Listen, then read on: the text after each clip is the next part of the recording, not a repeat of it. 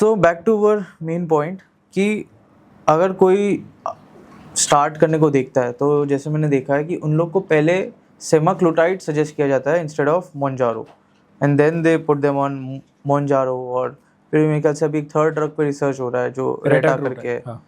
सो पहले मुझे बताओ कि व्हाट डज सेमाग्लूटाइड डज, विच मतलब मोनजारो डज और सेमाग्लूटाइड डजंट डू, या सेमाग्लूटाइड कैसे काम करता है, चलो पहले उस पे बात करते हैं। वो तो ऑलरेडी समझा दिया मैंने कि वो इंसुलिन रिसेप्टर, और फिर मोनजारो क्या करता है उसमें? नहीं, सेमाग्लूटाइड सिर्फ आपके एपेटाइट को कंट्रोल करता है, सिर्फ एपेटाइट को कंट्रोल करता है। मुंजारो मैंने आपको बताया कि दोनों चीज, एक एपेटाइट पे भी काम करता है और इंसुलिन सेंसिटिविटी पर भी काम करता है। तो आपके इंसुलिन सेल्स को तो I don't know who you are talking about, who first start off with Ozempic and then shift to Mounjaro. नहीं, जो एड्स अभी चल रही है, मैंने काफ़ी एड्स देखी, तो they first pitch semaglutide to patients या clients. और so I'm not aware why they would do that, because logically it makes no sense, and I'll tell you why.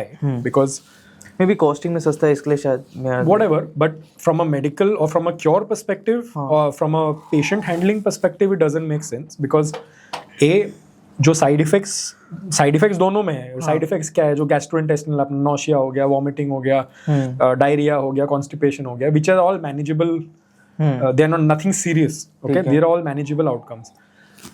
मुंजारो में कम है, सेमाग्लूटाइड में ज्यादा है। मुंजारो में ड्रॉप आउट रेट कम है सेमाग्लूटाइड से। ड्रॉप आउट रेट मतलब लोग जिन्होंने मेडिसिन लेना छोड़ दिया ये सब साइड इफेक्ट्स की वजह से, मतलब टॉलरेट नहीं हुआ उनको, इतना ज्यादा प्यूकिश फीलिंग हुआ, इतना ज्यादा ये हुआ कि उन्होंने छोड़ दिया। वो इंस्टेंस मुंजारो में कम है और सेमाग्लूटाइड में ज्यादा है। तो लॉजिकली आप कौन सा ड्रग दोगे? जो ड्रग में ड्रॉप आउट रेट कम है, जिन लोगों ने कम लोगों ने ड्रग छोड़ा है, जिस ड्रग में कम इंस्टेंसेस ऑफ साइड इफेक्ट्स है, आप पहले वही दोगे ना। So I mean, I don't know which medical practitioner is following this. So let's assume कि someone starts with semaglutide. Right. What results should he expect? क्योंकि मैं मतलब 3 फेज में ही क्वेश्चंस करूँगा कि semaglutide से उसने स्टार्ट किया, what results he should expect. Second, if semaglutide काम उस पर नहीं किया अच्छे से, क्योंकि काफ़ी क्वेश्चंस भी है online, if semaglutide is not working on me, what should I do? तो वो नेक्स्ट क्वेश्चन है। तो first, what results can someone expect on a semaglutide? Fat loss and sugar control, what क्या टाइम में, क्या duration में weight loss को experience कर सकते हैं, क्या is authentically acceptable?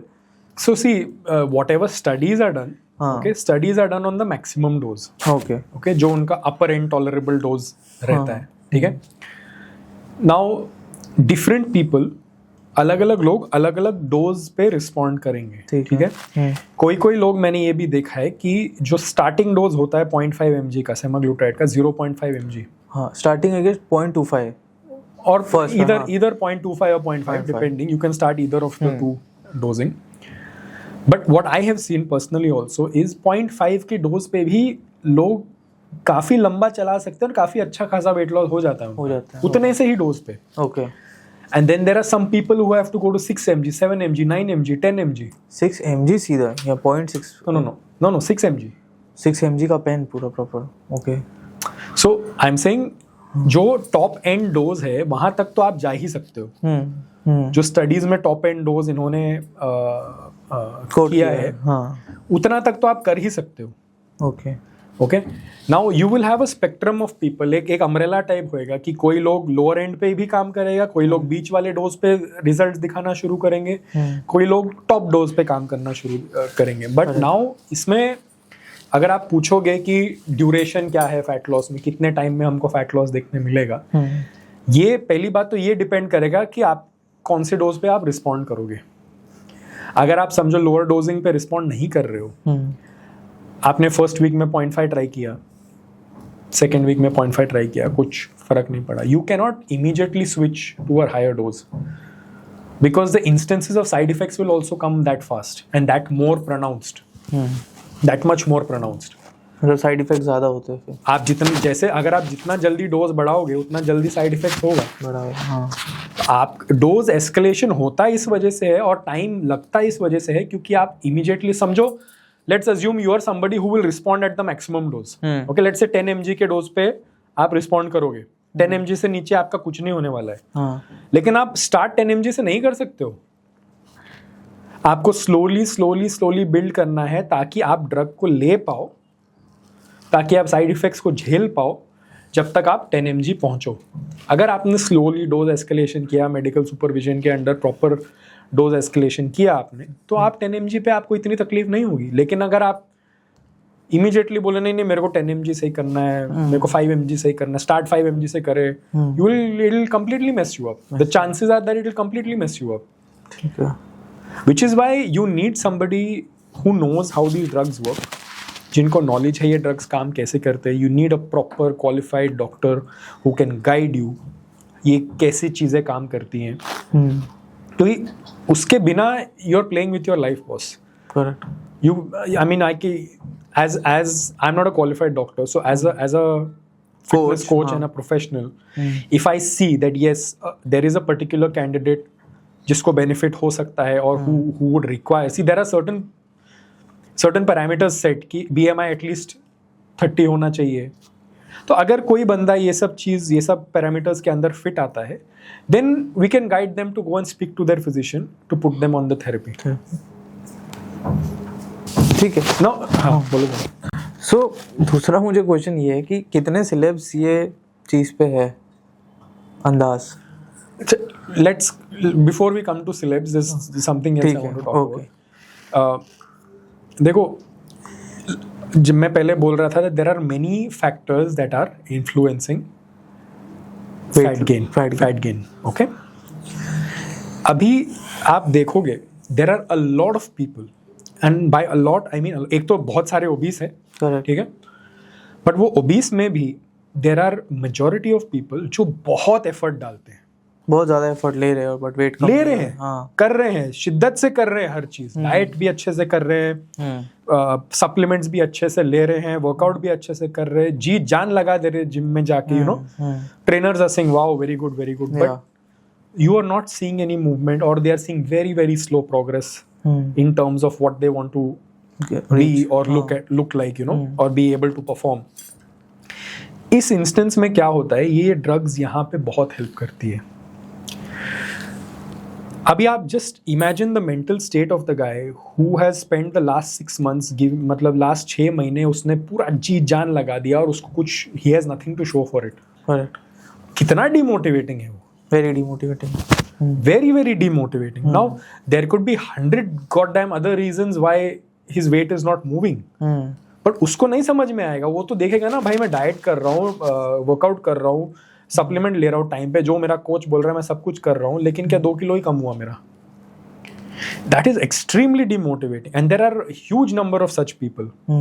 The number one reason for anyone to stop a proper diet and an exercise program, number one reason है demotivation, कि उनको कुछ रिजल्ट ही नहीं दिखता, सारा एफर्ट डालने के बावजूद भी कुछ रिजल्ट नहीं दिखता।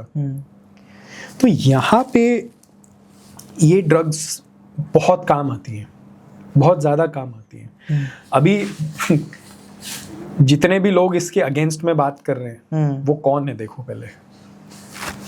They are fitness influencers, they are, यही लोग हैं, क्योंकि क्या है, it is, they think it is a direct competition to their business, because let me be very frank and clear that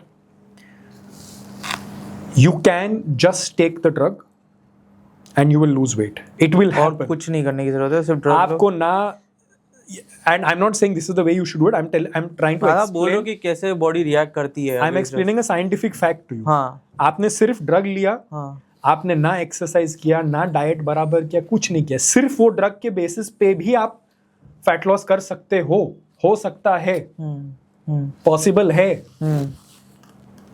but is that the right way to do it? No, it's not, but the point is it's possible, right?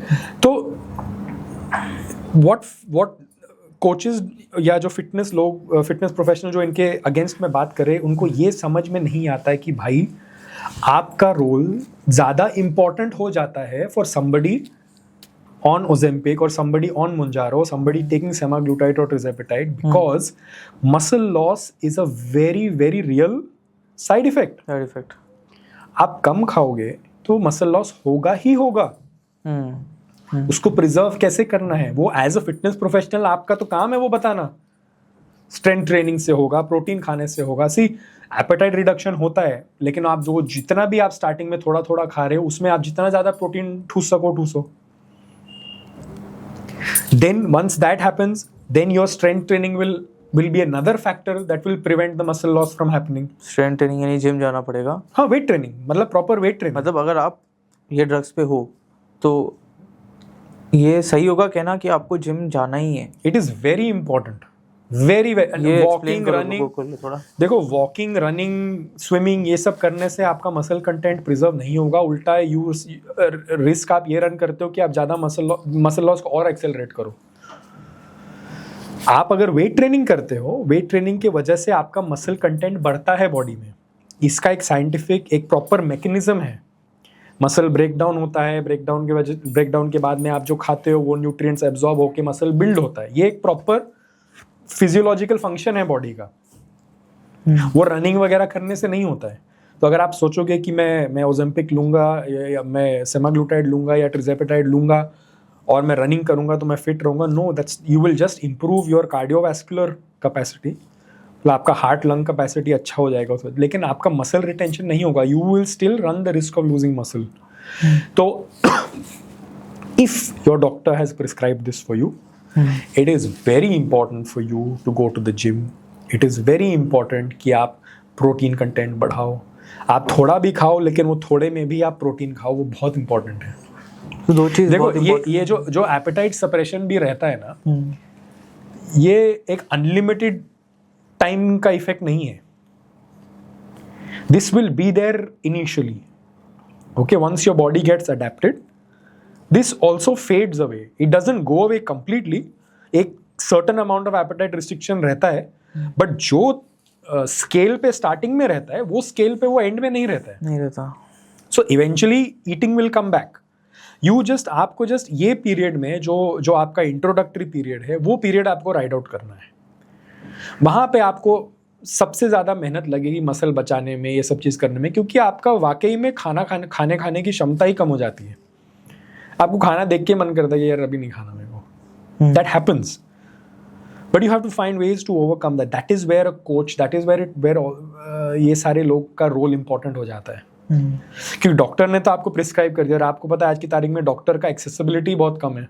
कितनी आप doctor को बार बार WhatsApp कर सकते हो, क्या message कर सकते हो, what do I do, unless you're a celebrity yourself or you got some personal doctors in your panel. There is no way you have direct 24/7 access to a doctor.